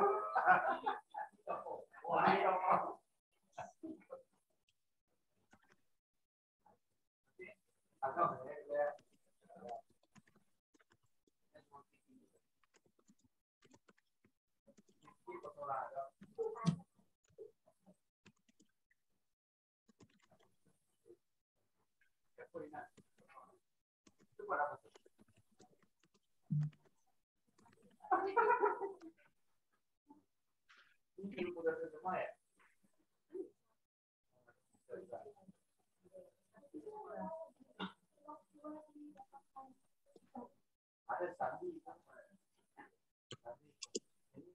saya dulu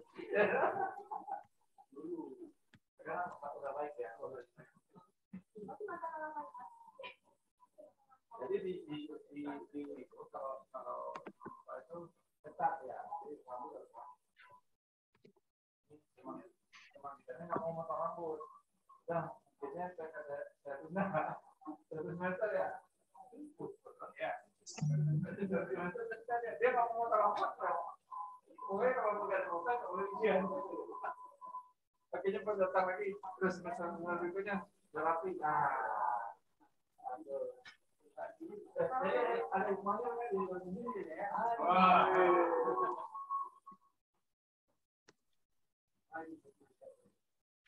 Alhamdulillah.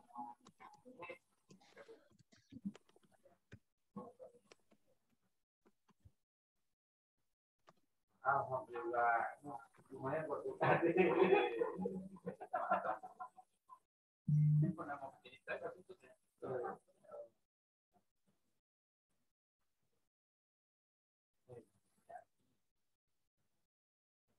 Data saya hebat. Data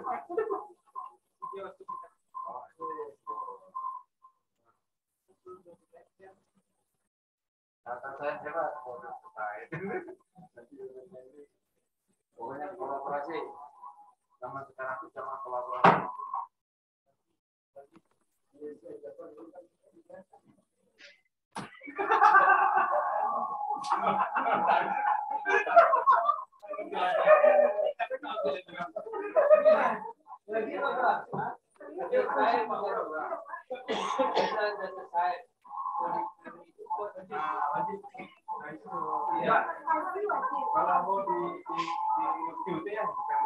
Dia pakai major minor. Jadi boleh pilih gitu. Majornya berapa? Terserah ambil teman-teman yang dari data science sama yang matematik yang komputasi ya. Wah, ini lagi. Wih, bagus banget data saya. Data saya nih.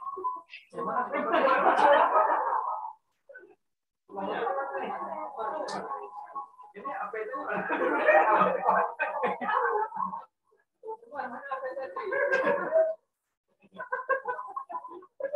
Tadi aku udah tanya. Itu apa-nya mau bikin lo? Oh, itu. Berapa? Nah, itu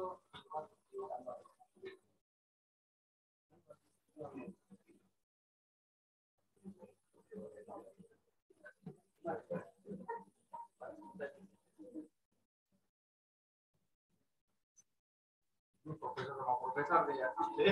Profesor senior sama profesor junior.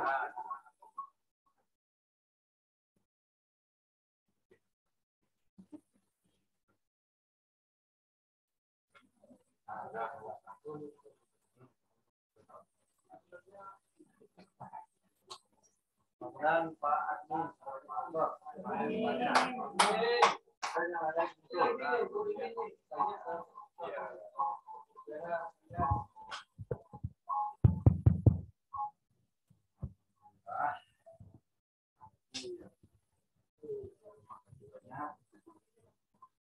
berkah nih, teman.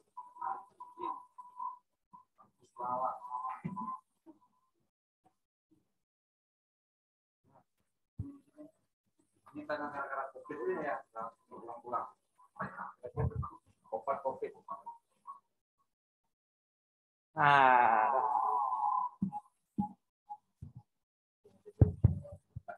Amin. Dan untuk menutup acara kita yang terakhir, jadi tadi mungkin Bapak berfoto dengan Pak Admi, kemudian Bu Kadep dan Pak Profesor Stafrizal. Sekarang kita akan melakukan acara foto bersama juga dengan peserta semuanya, Pak.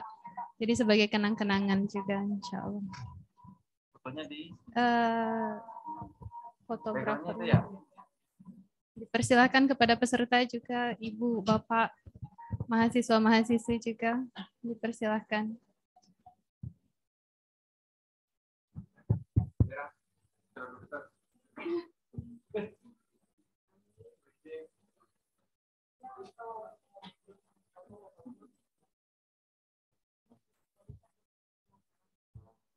Kalau orang matematik belajar sebentar, orang logika yang negara.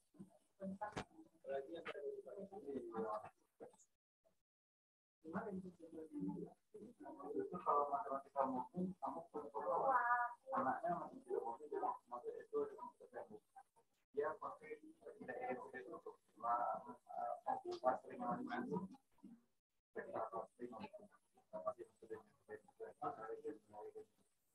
dari data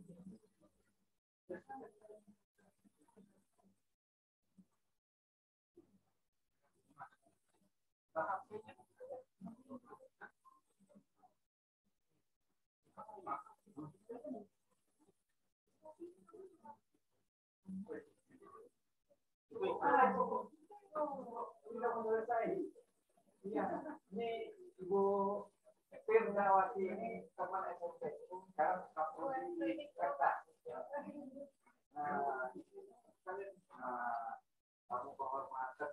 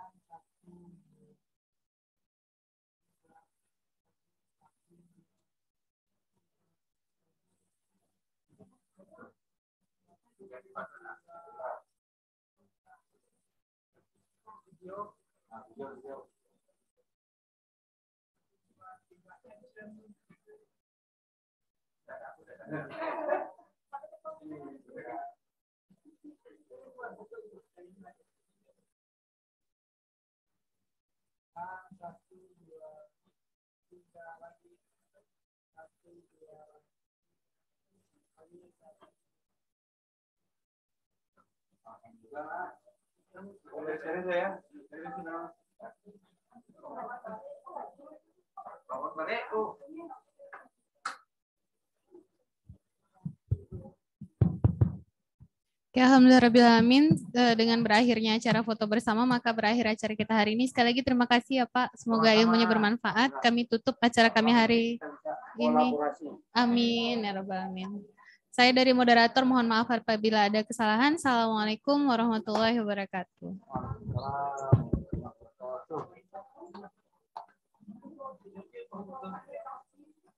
Jadi yang matematika murni, aku ada pengalaman bimbing teknologinya karena saya malas tafsir. Ya,